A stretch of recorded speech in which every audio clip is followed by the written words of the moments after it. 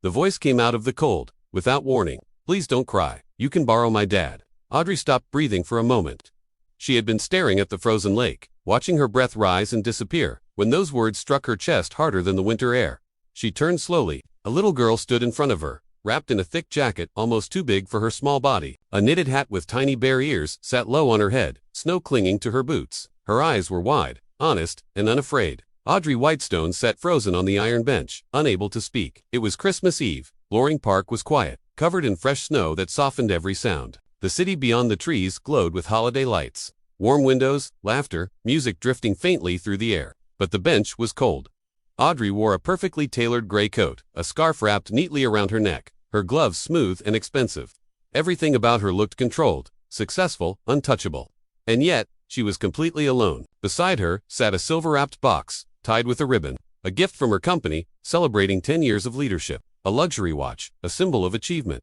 She hadn't opened it. It meant nothing. Audrey hadn't cried in years, not during failed deals, not during ruthless interviews, not during long, silent nights in her penthouse. Not since she was 9 years old, sitting in an orphanage on Christmas Eve, waiting to be chosen. No one came. Too quiet, they said, too fragile. So she stopped waiting. She built a life no one could abandon. Or so she believed. Now, a child stood before her, offering something she didn't know how to accept. The girl tugged gently on a man's coat beside her. He looked embarrassed, surprised, unsure. He wore a flannel jacket and a knit cap. His eyes were tired but kind. "Holly," he whispered softly, trying to guide her back. But the girl stepped forward anyway. "You look sad," she said. "My dad makes people feel better." Audrey swallowed. The man hurried over, his cheeks red from the cold and embarrassment. "I'm so sorry," he said. She notices things." He reached into his pocket and pulled out a cookie wrapped in paper, holding it out carefully. "Merry Christmas." Audrey hesitated, then reached for it. Their fingers brushed. She felt a tremble, hers or his. She couldn't tell. "Thank you," she said quietly. The man smiled, relieved. It was a warm, natural smile. No curiosity, no judgment, no interest in who she was. They turned to leave, but the girl waved back, excited. "My dad is very nice," she said. "Eat the cookie, it helps." Then they disappeared down the snowy path. Audrey remained seated. The cookie felt heavier than the gift box. It felt real. She took a bite. It was warm, sweet, slightly imperfect. Something inside her shifted. Minutes later, the cold crept deeper. She stood and called out, her voice unsure, almost shy. "Excuse me, is there somewhere nearby for hot chocolate?" The man turned, surprised. Before he could answer, Holly bounced with excitement. "Yes, there's a cozy cafe near the art center." The cafe glowed with warm yellow light, the scent of cinnamon and cocoa wrapped around them like a safety blanket. Holly claimed a table by the fireplace instantly. Audrey sat across from the man, whose name she learned was Ryan. He poured hot chocolate from a silver thermos into mismatched cups. "It's been a long time," Audrey said, the words surprising even herself. "Since someone poured something warm for me." Ryan didn't ask why. He simply nodded.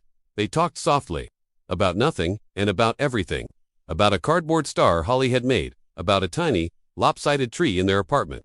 About the simple joy of sharing cookies with strangers. Ryan never asked what Audrey did for a living. Audrey never asked how he managed alone. And yet, something stirred between them. Not attraction, but recognition. A sense of quiet understanding. When they stepped back out into the snow, Audrey felt it clearly. This night mattered. It felt like the beginning of something she couldn't yet name. And deep inside her chest, a long-buried memory began to wake. Because the little girl's words had not just been kind. They had been personal. "You can borrow my dad." What Audrey didn't know yet was that this was not the first time fate had placed them together. And the truth, waiting just ahead, would change everything. The cold night was ending. But for Audrey Whitestone, a new story was just beginning. All thanks to a little girl in a hat with bare ears, and a man with kind eyes. That night, Audrey returned to her penthouse, but sleep was a distant stranger. The city lights shimmered beyond the floor-to-ceiling windows, yet the room felt hollow, too large, too quiet. She placed the unopened gift box on the vast kitchen counter, setting the half-eaten cookie beside it. The cookie, somehow, felt warmer than anything else in the room. She sat on the edge of the couch, still wearing her coat, letting the silence press in on her. Her mind replayed the small moments from the park. The way the little girl, Holly, spoke without a trace of fear. The way her father, Ryan, offered kindness without curiosity, without wanting anything in return. The phrase "borrow my dad" echoed again and again in the quiet of her apartment. Audrey closed her eyes, and for one brief, terrifying moment, she was 9 years old again, sitting on a narrow bed in a room that wasn't hers, staring at a ceiling that was unfamiliar. counting footsteps in the hallway, always hoping, praying, that one of them would stop at her door. She opened her eyes sharply, shaking the memory away. No, she whispered to the empty room, not tonight. The next morning, snow fell lightly as Audrey walked into her office. The building buzzed with its usual relentless energy. Assistants moved like blurs, phones rang off the hook, and meetings were stacked back to back on her calendar. She handled it all with the effortless precision she was known for.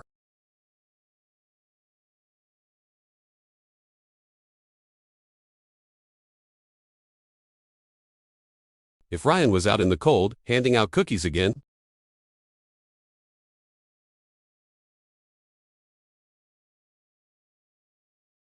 Yet at lunch, she caught herself searching online for cafes near the art center.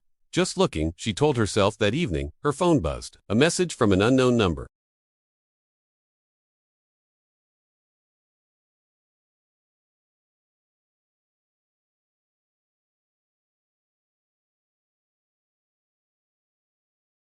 Three little dots appeared on her screen, then vanished, then returned.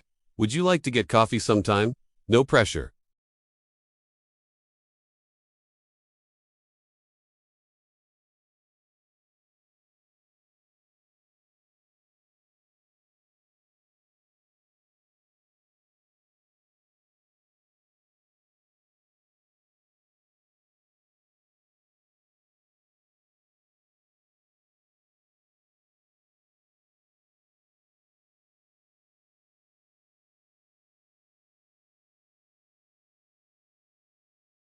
Not stiff, just respectful. Holly is at school, he said with a warm smile. But she insisted I bring extra cookies. He placed a small paper bag on the table between them. Audrey laughed, a soft, genuine sound that surprised even herself.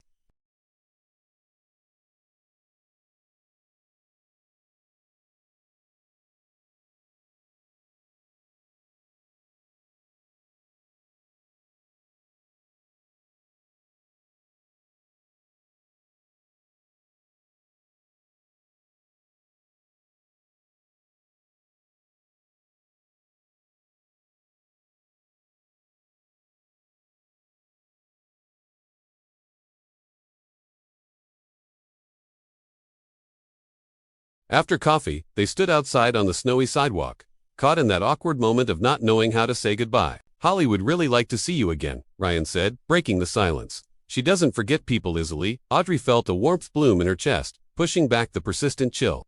I'd like that too, she replied, and she meant it.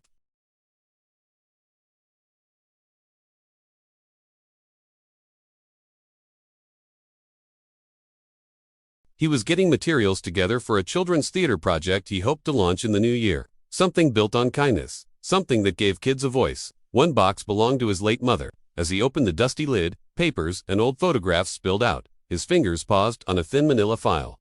The edges were yellowed, held together by a rusty clip. On the tab, 2 words were written. Audrey, temporary care. December 1999. Ryan froze. He sat down slowly, his heart pounding against his ribs. Inside was a small, black and white school photo. A girl, about 9 years old, with dark hair and large guarded eyes.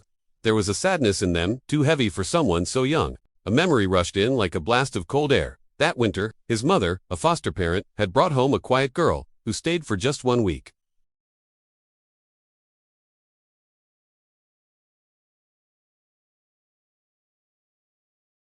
He'd colored it carefully, folded it once, and slipped it under her door, hoping it might make her smile. She had hugged him goodbye, crying silently. And now, that girl had a name. Audrey, the woman from the bench, the woman from the cafe. Ryan leaned back, stunned by the impossible coincidence. 2 days later, they met again. Same cafe, same corner table. This time, when Ryan arrived, he was holding the old manila folder.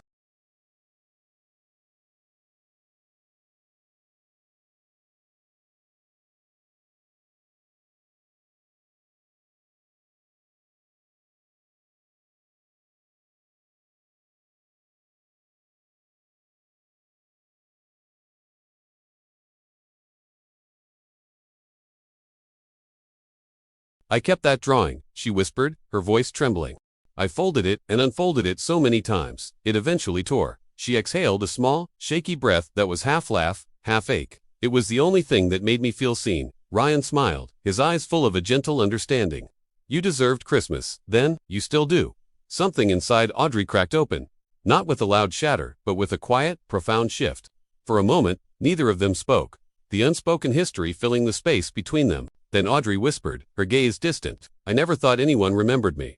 Ryan met her eyes, his own reflecting the truth of his next words. Some people leave marks on your life without ever knowing it. That night, Audrey stood alone in her penthouse, staring at her reflection in the dark glass. "Why am I so afraid?" she asked the woman looking back at her. She already knew the answer. Because letting people and letting Ryan and Holly in meant risking becoming that little girl again, waiting for footsteps in the hall, waiting and being left behind. What Audrey didn't yet realize was that fate hadn't brought them back together by accident. And soon, she would be forced to choose between the fortress-like life she had so carefully built and the family she never ever believed she deserved. The days that followed felt strangely unsteady for Audrey.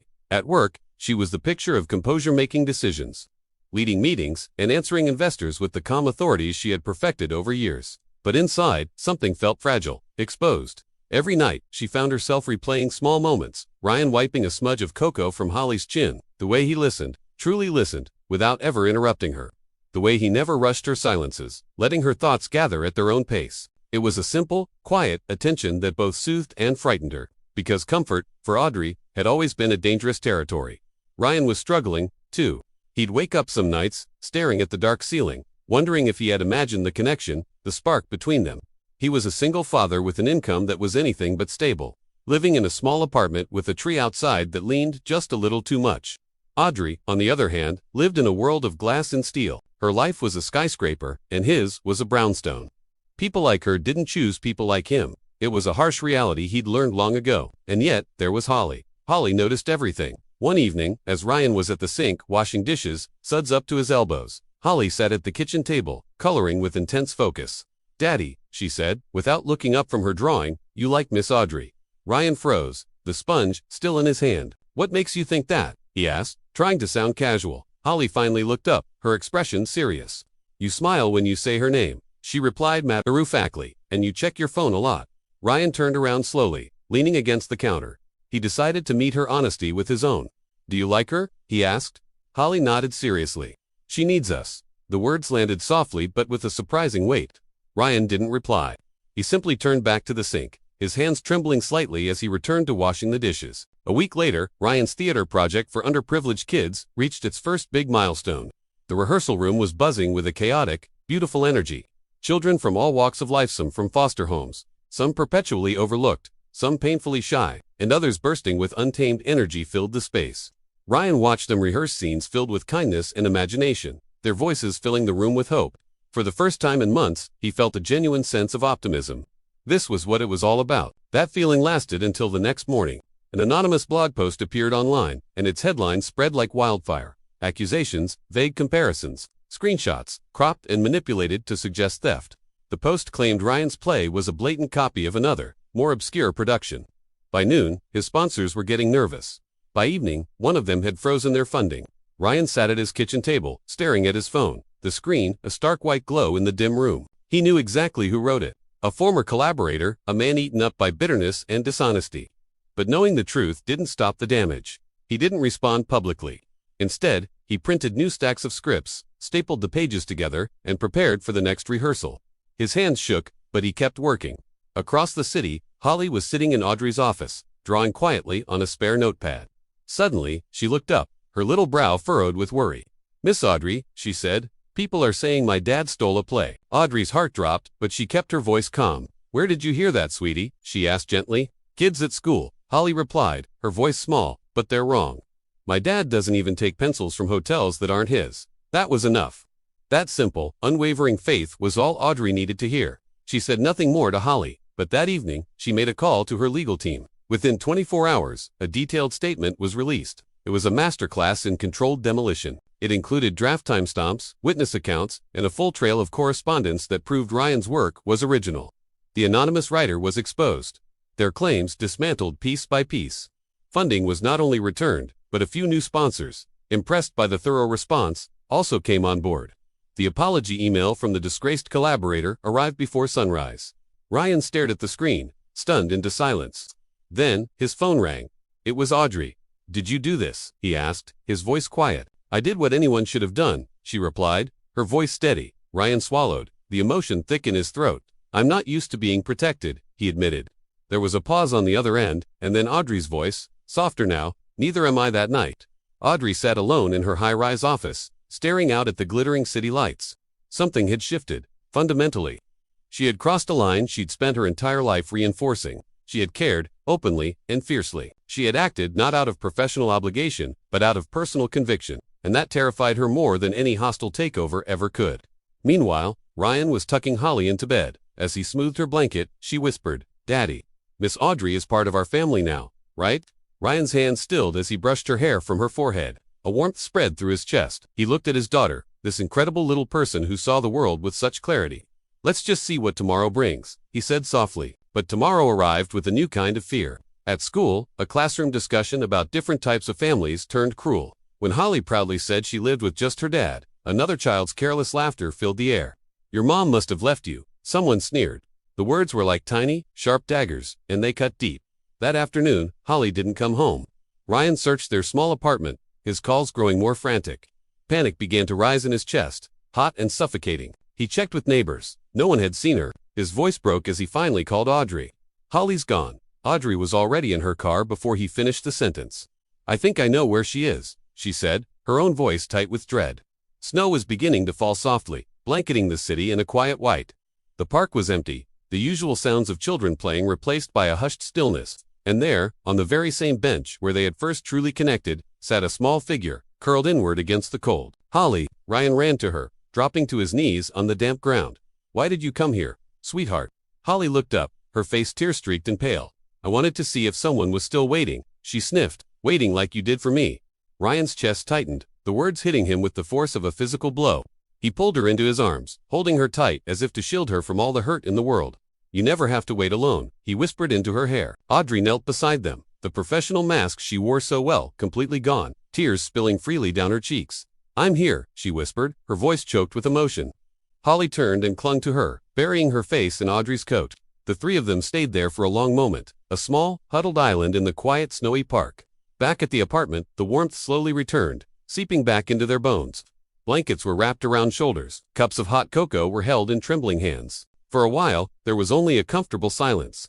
Then, Holly looked up at Audrey, her eyes wide and serious. "You came for me." Audrey nodded, managing a small, watery smile. "Always." Ryan watched them, a feeling of rightness settling deep within him. But a question remained, hanging unspoken in the warm air. Was this a temporary comfort, a fleeting moment of connection born from crisis? Or was it something more? Because the next choice Audrey would have to face wouldn't just change her life. It would change the future of a little girl who had already learned far too much about what it means to wait. After that night, nothing felt the same. Not the silence, not the space between them, not the way Audrey entered Ryan's apartment without hesitation anymore. She began coming by in the evenings, sometimes with groceries, sometimes with nothing at all. There were no announcements, no explanations, just her presence. Holly adjusted instantly. She would save Audrey a place on the couch, pull her toward her latest drawings, and ask for her opinion on ornaments and stories. Ryan watched it all happen quietly. He didn't rush it, he didn't name it, but his chest tightened every time Audrey laughed softly at something small. One evening, as snow tapped gently against the windows, Holly sat between them, holding a book. "Read this one," she said, pushing it toward Audrey. Audrey hesitated. "I'm not very good at voices." "That's okay," Holly replied with a serious nod. "You can borrow mine." Ryan smiled without meaning to. Audrey began to read, stumbling once, then finding her rhythm. Her voice softened, lowered, changed. Ryan realized she wasn't just reading for Holly. She was reading for herself, too. Later, after Holly had fallen asleep in a tangle of blankets, Ryan and Audrey sat in the dim glow of the small Christmas tree. "I crossed a line," Audrey said suddenly. Ryan turned to her. "I got involved. I protected you. I stepped into your world." Ryan considered this, the weight of her words settling in the quiet room. "I didn't feel invaded," he said. "I felt seen." Audrey exhaled slowly, a puff of air that seemed to carry years of guarded feelings. "That scares me." "Why?" "Because when people see me, they eventually leave." Ryan didn't answer immediately. He looked at the floor, at the worn rug, at the small tree that was leaning just slightly. "I can't promise I'll never hurt you," he said quietly, his voice full of a sincerity that resonated deeper than any grand promise could. "But I can promise I won't disappear." Audrey closed her eyes, letting that promise sink in. That night, she stood alone in her penthouse for longer than usual. The vast space felt unfamiliar now, to clean, to empty. She could almost see Holly curled on the couch, could imagine Ryan at the table, sketching new designs. The quiet warmth of being needed. The thought terrified her. And yet, it called to her. A week later, Audrey received an offer. It was a promotion, an expansion overseas, a permanent move. It was everything she had worked for, the pinnacle of the life she had so carefully constructed. She stared at the email long into the night, the glowing screen a stark contrast to the darkness outside. Success had never asked her to choose before. It had always been the default, the only path. Now it did. She said nothing to Ryan, nothing to Holly, but Holly noticed. She had a way of seeing things others missed. "You look like you're leaving," Holly said one afternoon, her young eyes filled with an old soul's wisdom. Audrey forced a tight smile. "I'm not leaving." Holly studied her for a moment.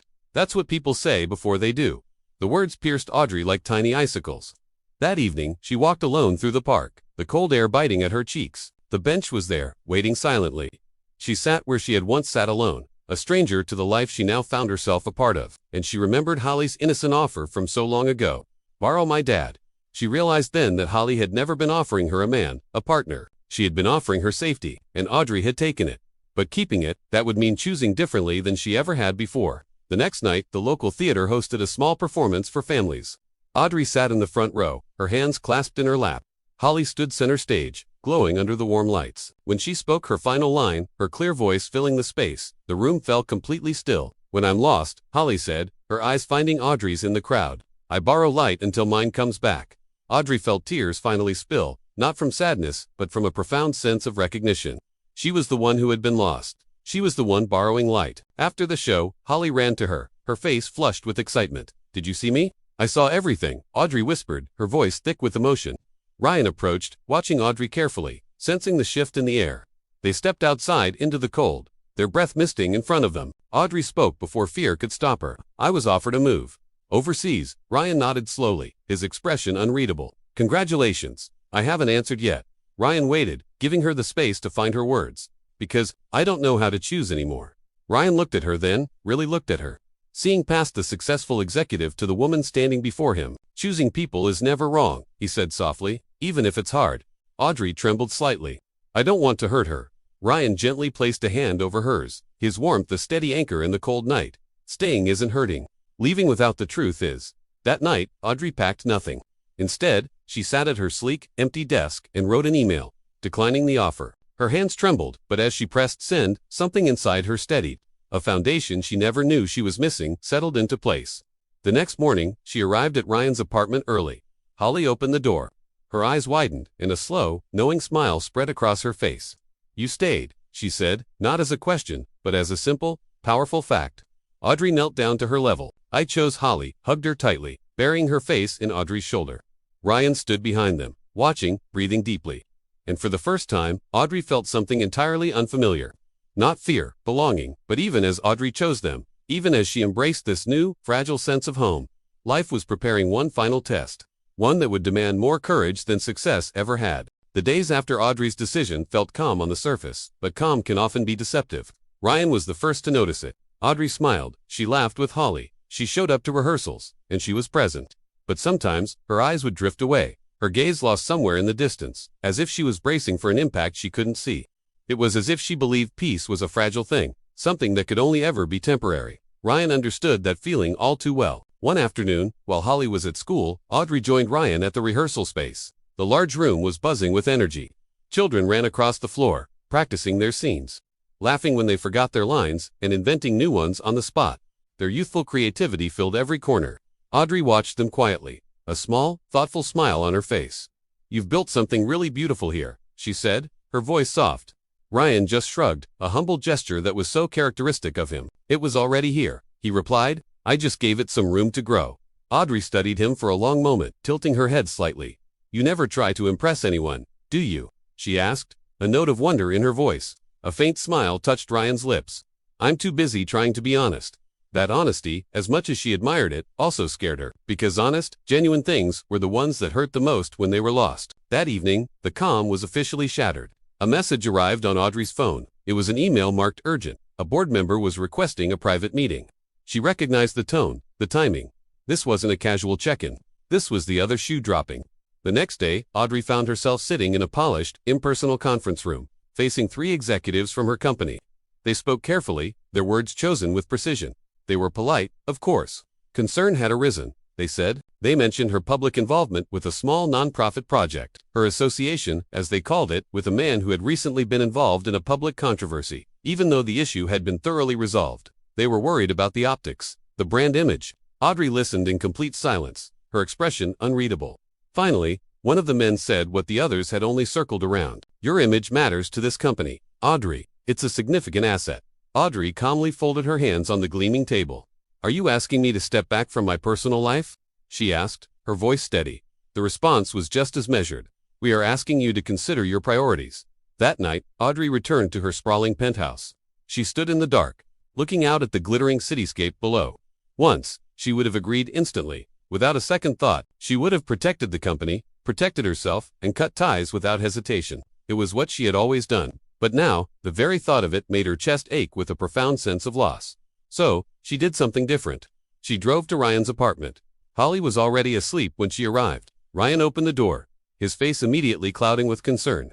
He could sense something was wrong before she even said a word. Audrey stepped inside, the quiet of his small apartment, a stark contrast to her own. They sat at the little kitchen table, the same one where Holly did her homework. They think I should distance myself from you, she said, the words hanging in the air between them. Ryan didn't react immediately. He just looked at her, his gaze steady. Then he gave a slow, deliberate nod. I understand. Audrey's head snapped up, her eyes flashing with a mix of hurt and frustration. No, you don't. Ryan met her gaze, his own filled with a deep, sad empathy. I do, he said softly. I just hoped we had more time before it arrived. Silence stretched between them, thick and heavy. I don't want to lose what we're building, Audrey whispered, her voice barely audible. Ryan reached across the table and took her hand, his warm fingers closing around hers. Then don't. Her shoulders slumped. But my world, it doesn't make space for this. Ryan offered a sad, knowing smile. Then make space. Audrey let out a long, shaky breath she didn't realize she'd been holding. I am so tired of being strong, alone. Ryan squeezed her hand gently. Then stopped being alone. That weekend, Holly came home from school with glitter on her sleeves and an irrepressible excitement in her voice. Guess what? She announced, bouncing on the balls of her feet. I have a family presentation at school. Audrey froze for a fraction of a second. Everyone has to bring in pictures of their family. Ryan watched Audrey's face carefully, seeing the flicker of uncertainty. Holly continued, oblivious and happy. And I'm bringing pictures of you, too. Audrey swallowed, her throat suddenly tight. Are you sure, sweetie? Holly nodded enthusiastically, her eyes shining. Of course, your family. The words settled in the air, heavy and warm, wrapping around Audrey's heart. That night, Audrey lay awake, staring at the ceiling. She thought about labels, commitments, risks, and what it all meant. The next morning, she did something she had never done before. She called an emergency board meeting. She stood before them, not as an asset, but as a person. She spoke clearly and calmly. She explained her involvement with the theater, her relationship with Ryan and Holly, and her unwavering choices. She refused to hide. This is not a distraction, she stated, her voice ringing with conviction. It is my life. Silence followed her declaration. Then, one of the older board members, a man she'd known for years, spoke quietly. If that's true, he said thoughtfully, then perhaps we need to reevaluate what we consider leadership to mean. The meeting ended without a clear resolution. But as Audrey walked out, she felt lighter than she had in years. That afternoon, Holly practiced her presentation in the living room. She held up a drawing. This is my dad, she said, pointing proudly. Then she held up another. This is Miss Audrey. She paused, her little forehead wrinkling in thought, and then corrected herself with a decisive nod. This is Audrey. She stays. Audrey felt a sudden sting of tears in her eyes and smiled through them. The day of the presentation arrived. Ryan and Audrey sat side by side in tiny classroom chairs, their knees almost touching. Holly stood at the front of the room, tall and proud, holding her drawings. Families come in all different shapes and sizes, she said confidently to her classmates. Mine found each other. In that moment, Audrey felt Ryan's shoulder brush against hers. She didn't pull away. After school, they walked home together. Holly skipped ahead, humming a cheerful tune. Ryan glanced over at Audrey, a quiet smile playing on his lips. You know, he said softly, this isn't temporary anymore. Audrey nodded, a matching smile on her own face. I know. He held her gaze. And you're still here. Yes, she whispered. That night, Audrey packed a box. Not to leave, but to bring. She started moving a few things into Ryan's apartment, a stack of her favorite books, some framed photos, a soft cashmere sweater. The space didn't get bigger, but it felt fuller, more complete, and just as Audrey finally allowed herself to believe she was safe, that she had built something real and lasting, a truth she had buried for years was about to surface, a secret from her past, one that would test not her success or her image, but her ability to truly trust, forever. The real storm was just beginning.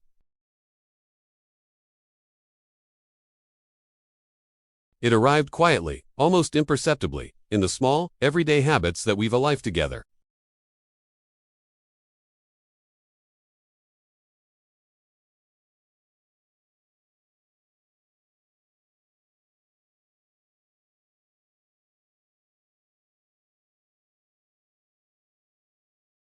Then, one day, it just felt normal. She still went to her penthouse, of course.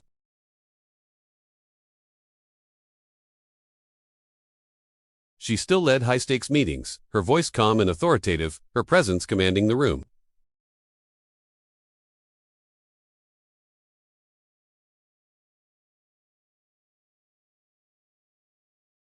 Somewhere warm, somewhere that felt like home. Ryan noticed the shifts, the subtle ways Audrey was softening over time. It was like watching a tightly coiled spring slowly unwind. He'd wake in the night to find her sleeping more deeply, her face relaxed, free from the tension that used to etch lines around her eyes. She stopped checking her phone every few minutes, her focus shifting from the relentless demands of her empire to the small, present moments they shared. Yet, beneath it all, there was a tension. A fragile stillness, like a held breath, waiting to be released. It was a silent hum of anxiety that lingered in the quiet moments. One evening, Ryan found Audrey sitting alone at the kitchen table, her coffee cold beside her, just staring at the wall, her eyes seeing something far beyond the room. "You're somewhere far away," he said gently, his voice a soft anchor in the silence. Audrey didn't look up, her gaze fixed on that invisible point. "I'm afraid," she whispered, her voice barely audible. "I'm afraid this will all be taken from me." Ryan pulled out the chair beside her, the legs scraping softly against the floor. He didn't offer empty reassurances or easy promises. Instead, he said, "Nothing that truly matters is ever guaranteed. But that doesn't mean it's temporary." Audrey finally looked at him, and in her eyes, he saw a flicker of hope. She nodded slowly, absorbing his words. Later that night, long after Holly had fallen asleep, her small breaths filling the quiet apartment, Audrey asked something she had never asked anyone before. "Why did your mother foster children?" Ryan smiled faintly, a sad, fond memory playing across his face. "She believed no child should ever feel invisible," he said. The words hit Audrey with unexpected force. She closed her eyes, a lifetime of shadows passing behind them. "I was invisible once," she confessed into the darkness. Ryan reached for her hand, his fingers lacing through hers, a firm, steady presence. "Not anymore," he promised. The following week, an unexpected letter arrived at Audrey's office. It was forwarded from an old, obscure records office, the envelope stiff and aged. Inside was a thinner envelope, marked simply personal.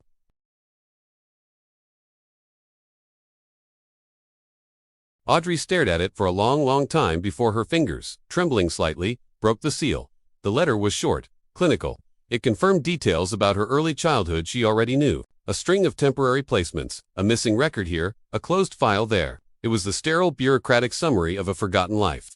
But one line, buried near the end, stopped her breath. Possible relative, inquiry, ever completed. Audrey folded the paper carefully, her movements precise and controlled, as if any sudden move would shatter her composure. That night, she didn't sleep. The past she had so meticulously buried had found a crack, a way to claw itself back into the light. She didn't tell Ryan right away. The secret was too new, too raw. Instead, she drove alone to the outskirts of the city. To a place she barely remembered, a ghost from a half-forgotten dream. The moment she stepped inside, the smell hit her. Dust and old paper, and something else. Something like resignation. An older woman with kind, weary eyes looked up from the front desk. Audrey gave her name. The woman paused, her brow furrowing in concentration, and then her expression softened with recognition.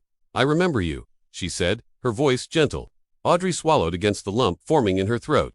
"The inquiry," she managed to say. "Why was it never completed?" The woman sighed, a heavy, tired sound. "Someone came forward, dear. But it was late. Too late, by the policy standards of the time." Audrey felt her knees weaken, and she gripped the edge of the counter for support. "Who?" The woman hesitated, her gaze full of sympathy. "A man, your uncle." Audrey blinked. Uncle. She had never known she had family, not a single soul. The word was foreign, alien. "He wanted to find you," the woman continued softly. "He tried, but the process stalled. Records were moved. The system failed. He passed away about a year later." Audrey left the building in a daze, shaking. All those years, all those lonely nights and hollow holidays, believing no one had come for her, that she was utterly alone. When someone had tried, someone had wanted her. That night, Audrey finally told Ryan everything. She recounted the letter, the visit to the old agency, the ghost of an uncle she never knew. He listened without interruption, without trying to fix it or offer solutions. He just held her, providing a silent, unwavering strength as the story tumbled out. I built my entire life, believing I was unwanted, Audrey whispered, her voice breaking, the words muffled against his chest. Ryan rested his forehead against hers, his touch grounding her. You were never unwanted, he said, his voice firm with conviction. You were unreachable. Those words, so simple and yet so powerful, broke something open inside her. For days, Audrey moved through life in a quiet haze, processing this new, altered version of her past. She grieved, not for the family she had lost, but for the one that almost was. For the little girl who had been so close to being found. Holly, with her child's intuition, noticed immediately. Miss Audrey, are you sad again? She asked, her small face creased with concern. Audrey knelt to her level. A little, she admitted. Holly thought for a moment, then nodded seriously. That's okay. You can borrow us. A laugh escaped Audrey, tangled with tears.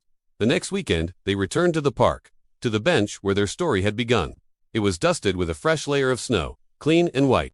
They sat together in the crisp winter air, a comfortable silence between them. Audrey placed her hand on the cold iron of the bench. I used to think this place only held loneliness for me, she said, her voice soft. Ryan shook his head. It holds beginnings, too. Audrey looked at Holly, who was trying to catch snowflakes on her tongue. You saved me here, you know. Holly frowned, confused. I just shared my dad. Audrey smiled, a real radiant smile that reached her eyes. That was enough. As they stood to leave, the sun beginning to set, painting the sky in shades of orange and pink, Audrey felt something she hadn't felt in a long time, something unexpected. Peace. It wasn't because the past was resolved or the pain had vanished. It was because the past no longer controlled her. It no longer defined her present or dictated her future. She hadn't been chosen then, but she was choosing now. She was choosing this life, this love, this family. But even as Audrey released the heavy weight of her past, life, in its unpredictable way, was preparing a future none of them could have ever expected. A new chapter was about to begin, one that would test their bonds and change their family forever.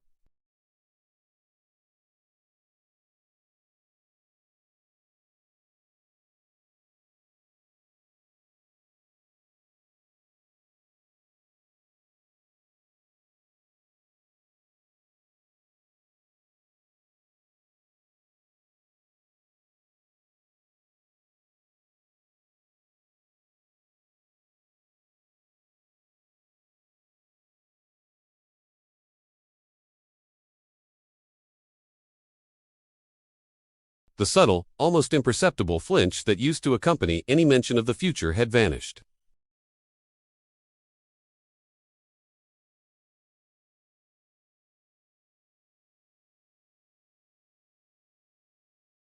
One crisp afternoon, Audrey went with Ryan to the theater. His new project, the one he'd poured his heart into, had started to gain traction. It wasn't loud, headline-grabbing praise, but a steady, quiet hum of interest that was, in many ways, more meaningful. Parents were volunteering to paint sets, teachers offered to help with costumes after school, and the children, the heart of it all, returned early from their breaks, eager to be part of the world he was building. Audrey watched Ryan work, and it was like seeing a different facet of the man she knew. He didn't command or direct from a distance. He knelt, bringing himself down to the children's height, his posture one of respect. He listened, truly listened, to their wild ideas and small worries. He adjusted, he guided, he collaborated. It was leadership without ego, a quiet strength that drew people in. That night, as they walked home under the glow of the streetlights, the city humming around them, Ryan spoke, his voice careful. I've been offered something, too, he said. Audrey turned to him, her steps slowing. A longer contract, he explained, more stable. The funding is secured for the next few years. A genuine smile spread across Audrey's face. Ryan, you deserve that. You deserve all of it. He hesitated for a moment, his gaze searching hers. Audrey nodded, her heart feeling a sense of relief for him. That sounds good, she said softly.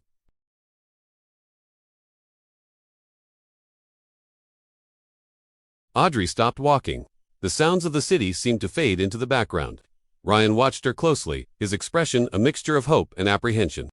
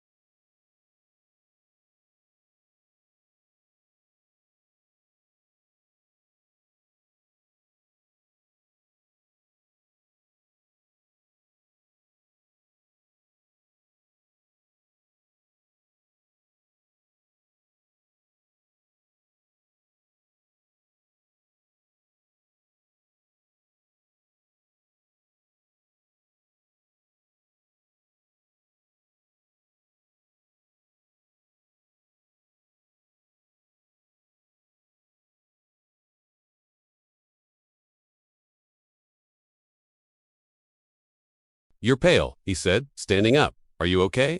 Audrey sank onto the sofa, the plush cushions feeling suddenly inadequate. Ryan, she began, her voice barely a whisper. I need to tell you something. His chest tightened, his mind racing through a dozen worst-case scenarios. She took a deep, steadying breath, meeting his gaze. I'm pregnant. Silence. A thick, profound silence filled the room, swallowing every other sound. Then, a strange noise escaped Ryan's lips, a soft, disbelieving laugh. Are you serious? Audrey, her own heart pounding, simply nodded. In an instant, Ryan's eyes filled with tears, a look of pure, unadulterated shock and joy on his face. From the doorway, Holly stood frozen, her eyes wide. She gasped. A baby. A tear escaped Audrey's eye, but this time it was followed by a laugh. Yes, Holly, a baby. The little girl launched herself into Audrey's arms, squeezing her tight. I knew it. I knew something good was happening. Ryan knelt beside them, his arms wrapping around them both, creating a small, trembling circle of a family. I'm terrified, he admitted, his voice thick with emotion. Audrey smiled, leaning her head against his. So am I. The days that followed were tender and fragile. They were filled with whispered conversations about names, about the future they were now building, brick by brick. But alongside the joy, fear crept in, a quiet shadow in the corners of Audrey's mind. One night, she woke up shaking, the darkness of the room feeling suffocating. Ryan held her close. What if I fail again? She whispered into his shoulder. What if I'm not good enough? Ryan's answer was simple, his voice a steady anchor in the dark. Then we learned together. From the hallway, Holly, who had been woken by their whispers, listened for a moment before padding into the room. She stood by the bed, a small, serious figure in the dim light. Babies cry, she announced matter-of-factly. That's okay, I cry too sometimes. Audrey laughed, a genuine, freeing sound that broke the tension. Spring warmed into the promise of summer. Rehearsals for the play intensified, and Holly practiced her lines with a new level of focus and care. The final scene, the one Holly was in, centered on the idea of borrowed light. On opening night, Audrey sat in the audience, her hands folded protectively over her belly. The lights went down, the curtain went up, and then it was Holly's moment. She stood center stage, a small figure with a powerful voice, and spoke her line with a steady, unwavering courage that seemed to come from a place deep inside her. When I lose my light, she said, her voice ringing through the hushed theater, I borrow someone else's, until mine comes back. Tears fell freely down Audrey's cheeks, hot and silent. Backstage, in the wings, Ryan watched them both, the girl on the stage and the woman in the audience, his heart feeling impossibly full. After the performance, Holly ran to them, her face flushed with excitement. Did I do good? Was I good? You were amazing, Audrey whispered, hugging her tightly.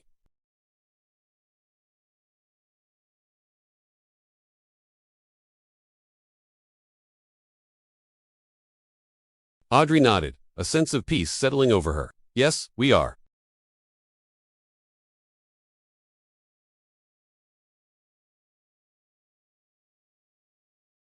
But as summer approached, bringing with it a lazy warmth and the promise of new life, one final moment waited for them.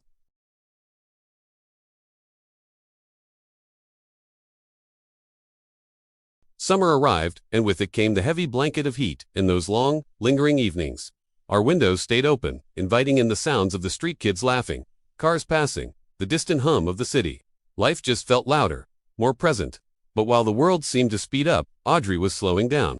Her body, in its own gentle way, was constantly reminding her that a profound change was underway. A new life was growing, and with it, a new rhythm for our own lives. I found myself learning a new set of instincts. It became second nature to carry the heavy bags, to watch her steps on uneven pavement, to listen not just to her words, but to the sighs and breaths in between. I was tuning into her frequency, learning the language of this new chapter. And then there was Holly. Oh, Holly. She took her future role as a big sister with the utmost seriousness. She devoured books about babies, her brow furrowed in concentration. She practiced holding a pillow with a delicate, careful touch, correcting anyone who held it wrong. The baby will need quiet, she'd explain with a solemnity that was both adorable and slightly intimidating. One afternoon, a call came that caught me off guard. It was from the city council. They wanted to recognize the theater program, the one I'd poured my heart and soul into. They were planning a small ceremony, a public acknowledgement of our work. My first instinct was to say no. Attention, I'd learned the hard way, could cast long, unwanted shadows from the past. But Audrey, she sensed my hesitation immediately. She placed a hand on my arm. This is a good thing, Ryan, she said, her voice firm but gentle. You should accept. I looked at her, at the unwavering belief in her eyes, and I nodded.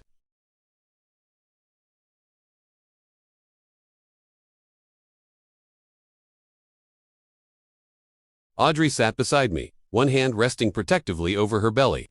Holly, perched between us, whispered, "This place feels important." I squeezed her shoulder, feeling a swell of pride. When my name was called, I walked onto the small stage to a round of applause. It wasn't thunderous, but it was sincere. I spoke briefly, my voice a little shaky at first. I talked about the kids, about creating a safe space for them, about the power of what I called borrowed light, how we can share our strength with those who need it. As I spoke, I watched Audrey. She looked at me with such quiet pride, and in that moment, I felt 10 feet tall. But then, something shifted. I saw a man standing near the back of the room. He was older, his face etched with weariness, but his eyes were fixed on me. I felt a jolt, a cold recognition. My posture tightened, a familiar tension creeping up my spine. Audrey noticed the change in me instantly. After the ceremony, as people milled around, the man approached. I froze. Audrey moved closer, her presence a silent shield. The man spoke, his voice slow and heavy. "I didn't think you would recognize me." I swallowed, the sound loud in my own ears. "I do." He nodded, his gaze dropping for a moment before meeting mine again. "I owe you an apology." Audrey watched us, her expression unreadable but her stance unwavering. Years ago, this man had been part of the investigation. The one that questioned my integrity, my character, the one that had nearly shattered my world. I followed assumptions. He admitted quietly, not the truth. I listened, a strange calm settling over me. The anger I expected to feel just wasn't there. "That cost my daughter her safety," he continued, his voice cracking. I felt my own hand tremble, and Audrey's fingers intertwined with mine. The man glanced at Holly, who was now hiding slightly behind my leg. "She reminds me of who I failed." I took a deep breath, the air filling a space inside me that had been empty for a long time. "I rebuilt anyway," I said, the words feeling truer than anything I'd ever spoken. He nodded, a flicker of something respect, maybe in his tired eyes. "I see that." He took a step back, turned, and walked away, disappearing into the crowd. And as he left, I felt it. The past, that heavy, relentless ghost that had haunted my steps for so long, had finally released its grip. That night, I lay awake, staring at the ceiling, replaying the moment over and over. Audrey rested her head on my chest. "It's over," she whispered into the darkness. I nodded, a tear tracing a path down my temple. I didn't realize how heavy it still was. I confessed. She kissed my shoulder, a simple, perfect gesture. "You carried it until you didn't have to anymore." The weeks that followed were a blur of escalating heat and growing anticipation. Audrey's discomfort became more frequent, and the doctor recommended she rest as much as possible. A recommendation I enforced with gentle but firm insistence. One evening, the park bench called to us again. We walked there slowly, the familiar path feeling new under the weight of our shared future. The bench waited, unchanged, a silent witness to our story. Audrey sat down carefully, a soft sigh escaping her. "This is where I first met you," she said, a smile playing on her lips. I smiled back. "You mean this is where you borrowed me?" She laughed, a soft, musical sound. "I did." Holly, ever the explorer, clambered onto the bench between us. "This is our place," she declared. I looked around at the ordinary scene. Families passing, children playing, the sun setting in a blaze of orange and pink. It was nothing remarkable, and yet, it was everything. I took Audrey's hand, its warmth a familiar comfort. "I never imagined this life," I said softly. She leaned her head against my shoulder. Neither did I, but I wouldn't trade it for anything. A quiet moment passed, one of those perfect, suspended pockets of time. Then, Audrey's expression grew serious. "Ryan," she started. "If something happens," I cut her off gently, shaking my head. "We don't plan for fear, remember?" She nodded, but her eyes were still filled with a quiet vulnerability. "Then promise me something," she said. "Anything." Her gaze was intense. "If I ever forget how strong I am, promise you'll let me borrow yours." I smiled, my heart overflowing. "Always." As we stood to leave, Audrey paused, her hand flying to her side. She felt a sharp sensation, brief and intense, but then it was gone. She dismissed it, just another strange twinge of pregnancy. But that night, the pain returned. This time, it was stronger, undeniable. I saw the look on her face and my heart leaped into my throat. "We're going to the hospital," I said, my voice steady despite the adrenaline coursing through me. She just nodded, gripping my hand as a wave of pain washed over her. Holly watched from her doorway, her eyes wide with a mixture of fear and excitement. "Is the baby coming?" Audrey managed a shaky breath. "Maybe, sweetie, maybe." The drive was an eternity of blurred lights and the frantic rhythm of the windshield wipers. The hospital was a whirlwind of fast-moving voices, bright corridors, and the smell of antiseptic. Through it all, I focused on one thing. Audrey. I held her hand, whispering to her, "Stay with me. I'm right here. You can do this." Hours melted away, time losing all meaning, marked only by the rising and falling intensity of her contractions. And then, through the haze of exhaustion and effort, a sound cut through everything. A cry, strong, clear, and utterly alive. I sobbed, openly and without shame. Audrey laughed, a sound of pure, exhausted relief. They placed our baby on her chest, so tiny, so warm, so perfect.